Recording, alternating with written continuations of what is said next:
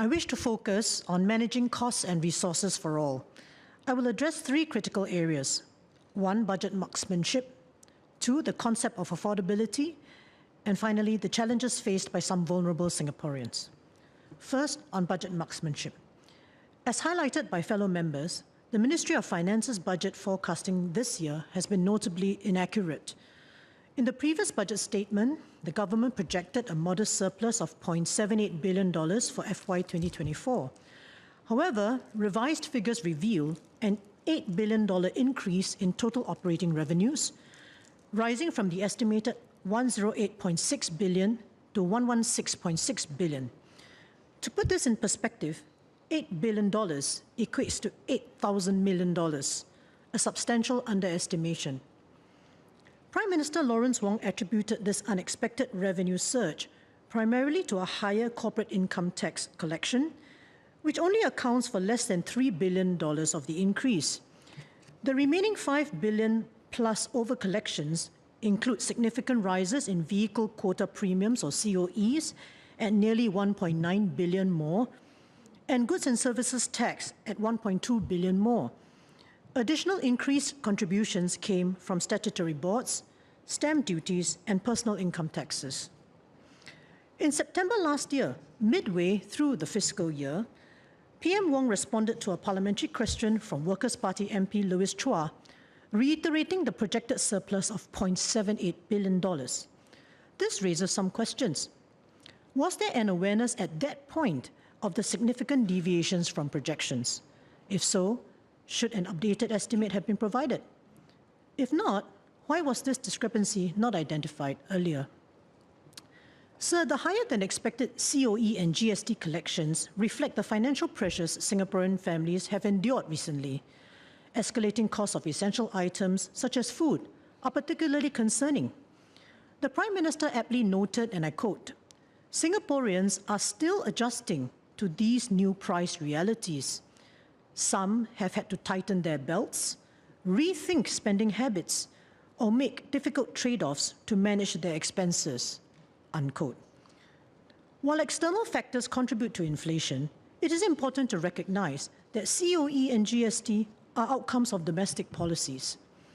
Offering ad hoc vouchers and handouts in response to the cost of living may come across as missing the wood for the trees. So next, on defining affordability. The government's approach to easing cost of living pressures and ensuring public housing affordability warrants scrutiny. Current measures suggest that Singaporeans can only manage expenses with the aid of vouchers, subsidies, and grants. For instance, on utilities and household essentials. Reliance on rebates and vouchers indicates that, without such assistance, basic necessities may be out of reach for many. On public housing, the necessity of substantial housing grants, which were further increased in 2023 and again in 2024. This implies that, without them, most citizens would struggle to afford HDB flats. On childcare and education, the dependence on subsidies and fee caps suggests that, without these interventions, these services might be unaffordable for the average family. In 2023, then DPM Wong noted that the Singapore dream was no longer about the 5 Cs: cash, car, credit card, condominium, and country club. But it was about fulfillment, meaning, and purpose in life.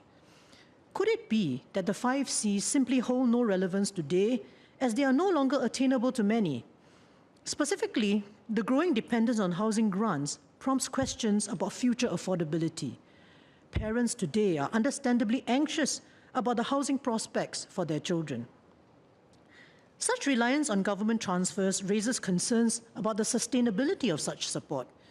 In a Straits Times opinion piece on 24th February, Professors Linda Lim and Pang Eng Fong query this approach for the long term.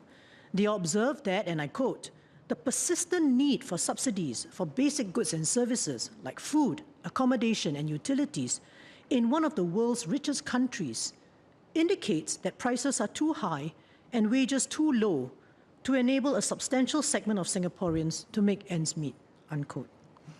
So such a concern is not confined to this House nor to economists.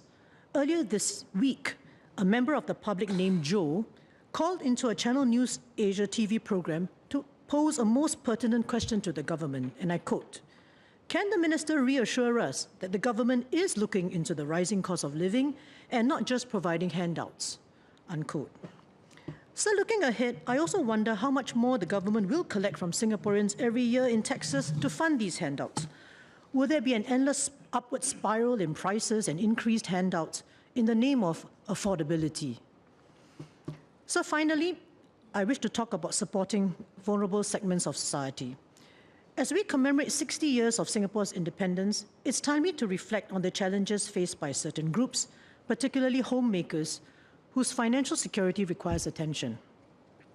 Currently, CPF members have the autonomy to nominate beneficiaries for their CPF savings upon death, even to the exclusion of immediate family members.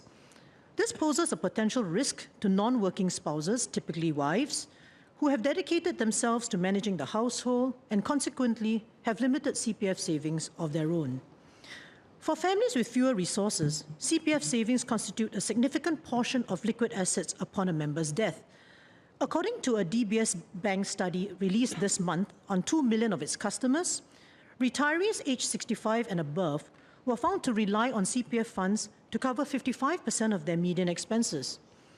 This highlights the importance of CPF savings in retirement planning. In situations where a CPF member nominates non-family beneficiaries, a surviving spouse and any children could be left without a financial safety net. Notably, during divorce proceedings, CPF monies accumulated during the marriage are considered matrimonial assets and are subject to division. Courts are empowered to award a non-working spouse a significant share of the working spouse's CPF balances. The principle here is that the working spouse was only able to concentrate on work because the other spouse focused on attending to the family at home. Therefore, if a spouse's position is recognized in a divorce, it is all the more justified to consider protections for the non-working spouses who remain in the marriage until their partner's death. So to safeguard these vulnerable spouses, I propose a policy change to require spousal consent for any CPF nomination that excludes them. This could be implemented by mandating the spouse as a necessary witness to such a nomination. Such a measure would acknowledge CPF funds as shared assets within a marriage and ensure that both parties are aware of and agree to the distribution plans. In cases where consent is not obtained, a default provision could allocate 50% of the CPF balances to the spouse, with the member's nomination applying to the remaining half. So I intend to raise this issue during the Committee of Supply debates for the Manpower Ministry. I hope the Ministry will give this proposal some consideration during that debate. So to conclude, this budget, being a prelude to the general election, offers benefits across the spectrum, ensuring that both affluent and less privileged Singaporeans receive some support.